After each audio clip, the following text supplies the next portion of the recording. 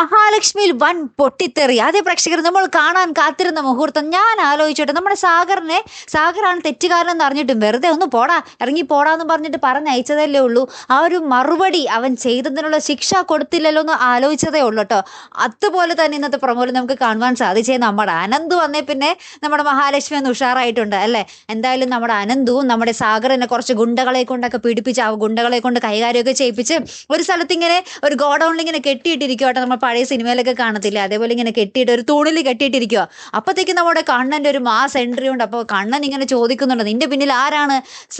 മേഘനാഥനല്ലേ എന്നിങ്ങനെ തറപ്പിച്ച് ചോദിക്കുന്നുണ്ട്. അപ്പോൾ തന്നെ നമ്മുടെ സാഗർ ഇങ്ങനെ ഞെട്ടി നിൽക്കുന്നുണ്ട്. അപ്പം മനസ്സിലായി, ഞെട്ടലിൽ അവർക്ക് മനസ്സിലായി ഈ സാഗറിന്റെ പിന്നിൽ മേഘനാഥൻ തന്നെയാണെന്ന്. പിന്നെ നമ്മുടെ അനന്ത് നല്ല രീതിയിൽ പഞ്ഞിക്കിടുന്നുണ്ട്. അപ്പം എന്തായാലും തത്ത പറയും പോലെ നമ്മുടെ സാഗർ എല്ലാം തുറന്നു പറഞ്ഞു കാണും അല്ലേ. അതിന് പിന്നാലെ നമ്മുടെ മഹാലക്ഷ്മിയും നമ്മുടെ കണ്ണനും കൂടി മേഘനാഥന്റെ വീട്ടിൽ പോയൊരു മാസ് എൻട്രി നടത്തുന്നുണ്ട്. മഹാലക്ഷ്മി ആണെങ്കിൽ കട്ടക്കലിപ്പിൽ നമ്മുടെ മേഘനാഥൻ ഇങ്ങനെ നോക്കി നിൽക്കുന്നുണ്ട്.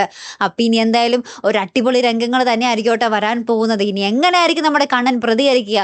നമ്മുടെ മേഘനാഥന്റെയും മഞ്ജുവിന്റെയും കല്യാണം അത് നടത്തുമോ ഇല്ലയോ, അതൊക്കെയാണ് നമുക്കിനി അറിയേണ്ടതല്ലേ. എന്തായാലും വമ്പൻ ട്വിസ്റ്റുകളായിട്ട് നമ്മുടെ മഹാലക്ഷ്മിയിൽ ഇനി വരാൻ പോകുന്നത്.